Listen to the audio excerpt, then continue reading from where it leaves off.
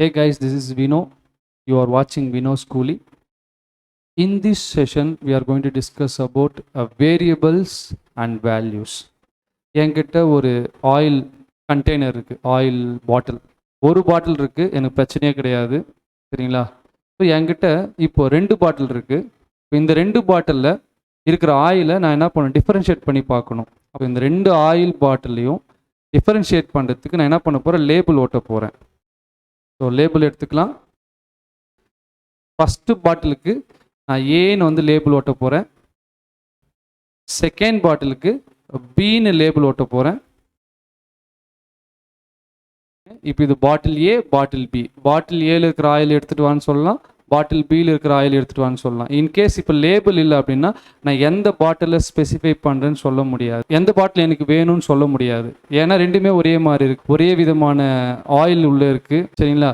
So இந்த எக்ஸாம்பிளை தான் நம்ம என்ன பண்ண போகிறோன்னா நம்மளுடைய பைத்தானில் யூஸ் பண்ண போகிறோம், சரிங்களா? ஸோ இப்போ பாருங்கள், இந்த கண்டெய்னர் இருக்குல்ல பாட்டில், இதை மெமரியாக நம்ம கன்சிடர் பண்ணலாம், விஷுவலைஸ் பண்ணிக்கலாம். இந்த உள்ளே போட்டிருக்கிற ஆயிலை டேட்டாவாக நினச்சிக்குவோம், சரிங்களா? ஸோ அப்போது இந்த மேலே ஒட்டியிருக்கிறோம் இல்லைங்களா இந்த லேபிள், இந்த லேபிள் எதுக்கு யூஸ் பண்ணுறோம், பர்டிகுலர் ஆயிலை ஐடென்டிஃபை பண்ணுறதுக்கு யூஸ் பண்ணுறோம். அதே மாதிரி நம்ம மேலே யூஸ் பண்ணுற லேபிளை நம்ம என்னன்னு சொல்கிறோன்னா ஐடென்டிஃபையார்னு சொல்கிறோம்.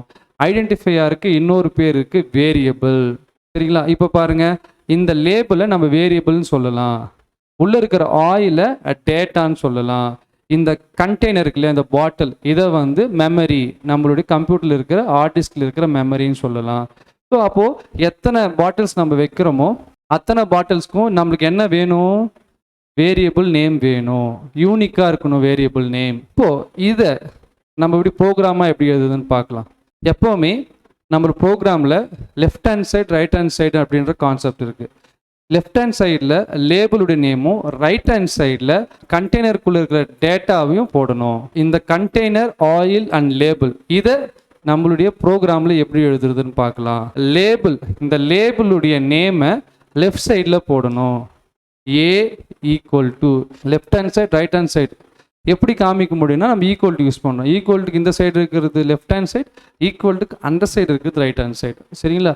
இப்போது லெஃப்ட் ஹேண்ட் சைடில் வேரியபிள் நேம் கொடுத்தாச்சு, ரைட் ஹேண்ட் சைடில் என்ன இருக்குது, டேட்டா கொடுக்கணும். டேட்டா என்ன இருக்குது, உள்ள ஆயில், சரிங்களா? ஸோ டபுள் கோட்ஸ்குள்ளே ஓஐஎல், ஆயில், இவ்வளோ தாங்க.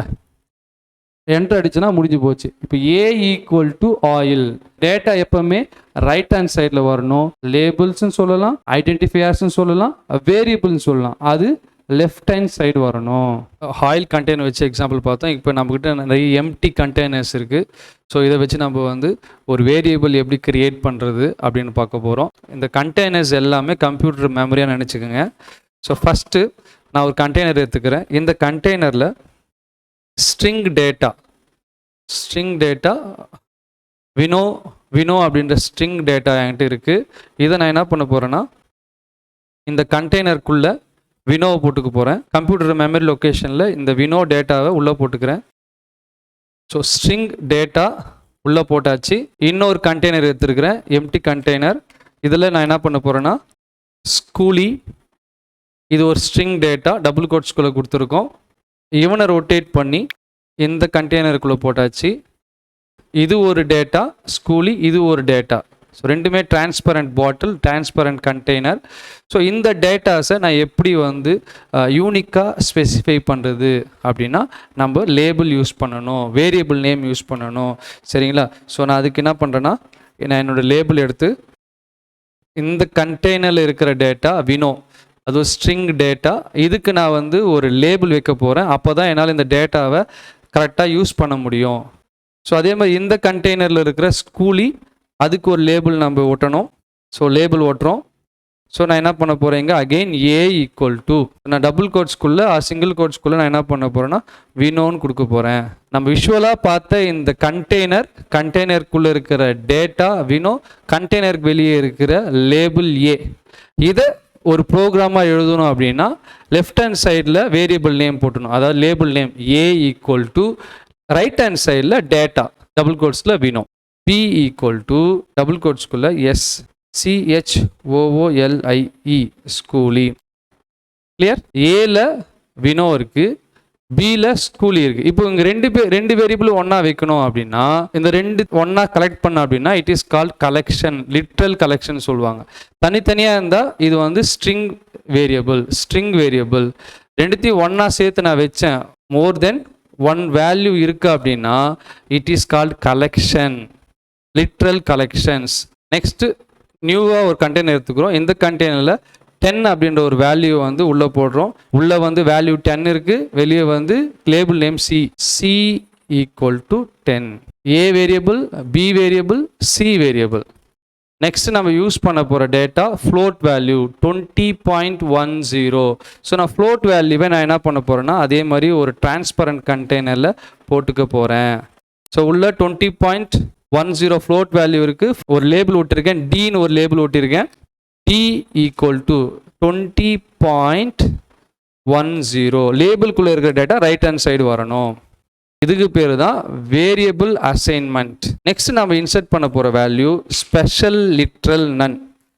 ஒரு டப்பா வந்து காலியாக வச்சுக்க முடியாது இல்லையா, அதுக்கு பதில் நம்ம என்ன பண்ணோம், சும்மா ஒரு டம்மியாக ஒரு வேல்யூ போட்டு வைக்கிறோம். அதுக்கு பேர் தான் நன், ஸ்பெஷல் லிட்ரல் சொல்லுவாங்க. அந்த நன் என் கேப்ஸில் வரணும். கண்டெய்னருக்குள்ளே போட்டாச்சு, இதையும் க்ளோஸ் பண்ணியாச்சு. இப்போ நன்னை நான் ஆக்சஸ் பண்ணணும் அப்படின்னா எனக்கு லேபிள் வேணும், சரிங்களா? ஸோ லேபிள் தான் அது வேரியபிள். ஸோ நன்னுக்கு நான் ஈன்னு ஒரு வேரியபிள் வச்சுருக்கேன். ஸோ லேபிள்குள்ளே என்ன இருக்குது, நன் இருக்குது. அப்போ ஈக்குவல் டு NONE, நன். சரிங்களா? இந்த டப்பாவில் எதுவுமே இல்லாமல் நம்ம வச்சுருக்க முடியாது. அதனால் நன் அப்படின்ற கீவேர்டு யூஸ் பண்ணி ஒரு வேரியபிள் கிரியேட் பண்ணுறோம்.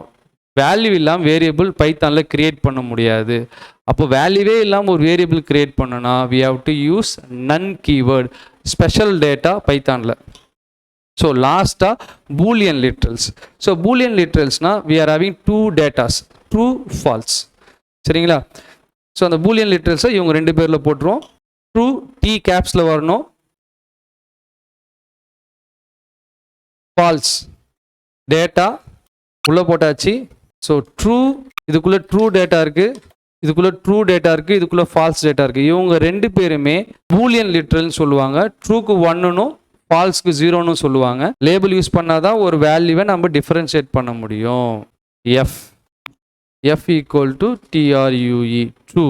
நெக்ஸ்ட்டு ஃபால்ஸுக்கு நம்ம இன்னொரு லேபிள் கிரியேட் பண்ணணும். ஃபால்ஸ்க்கு ஒரு லேபிள் கிரியேட் பண்ணியிருக்கேன், G, data collection, literal collection. ஐயோ கீழே வந்துச்சே. இவ்வளோ டேட்டாஸையும் ஒன்றா சேர்த்தா லிட்ரல் கலெக்ஷன்ஸ், ரைட்? சரி, அது எப்படி பண்ணலாம்? இது எல்லாமே டேட்டாஸ் தானே. இந்த டேட்டாஸ் எல்லாம் ஒரு வேரியபிள்ஸில் இருக்குது, சரிங்களா? இப்போ நான் புதுசாக ஒரு வேரியபிள் கிரியேட் பண்ணி இவங்க எல்லாரையும் அதுக்குள்ளே போட்டுற போகிறேன். இப்போ வந்து லிட்ரல் கலெக்ஷன் சொன்னேன்னா LITERAL, literal underscore COLL.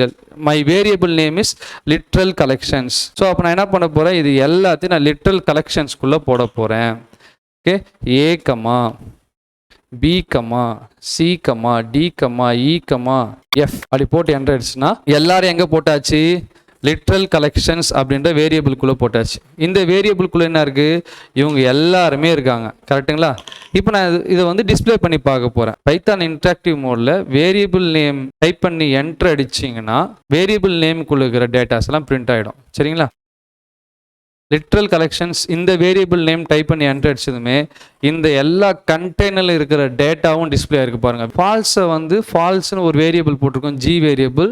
இந்த வேரியபிள் நான் கிரியேட் பண்ணவே இல்லை, ஸோ நம்ம மறந்துட்டோம். அப்போ நம்ம என்ன பண்ணணும், திருப்பியும் G ஈக்குவல் டு FALSE, ஃபால்ஸ்னு ஒரு வேரியபிள் கிரியேட் பண்ணி திருப்பி நான் என்ன பண்ண போகிறேன்னா இவருக்குள்ளே தூக்கின்னு போய் போட போகிறேன். ஓகே, ஸோ அகெயின் நான் என்ன பண்ண போகிறேன், G. அப்போ என்ன ஆகும், இப்போ நான் திருப்பி இதை பிரிண்ட் பண்ணுறேன் பாருங்கள். லிட்ரல் கலெக்ஷன்ஸ் வேரியபிளை பிரிண்ட் பண்ணுறேன். You can compare previous result, previous output and present output. Previous அவுட்புட்டில் ஃபால்ஸே இருக்காது, ஏன்னா நான் ஃபால்ஸை சேர்க்கவே இல்லை. இப்போ நான் ஃபால்ஸை சேர்த்ததுனால என்ன ஆச்சுன்னா அந்த ஃபால்ஸ் டேட்டாவும் ஆட் ஆகிடுச்சு. ரொம்ப முக்கியமான விஷயம் என்னென்னா, பைத்தானுக்கும் மற்ற ப்ரோக்ராமிங் லாங்குவேஜுக்கும் இந்த வேரியபிள் வேல்யூ ஹேண்டில் பண்ணுறதுல ஒரு முக்கியமான டிஃப்ரென்ஸ் இருக்குது.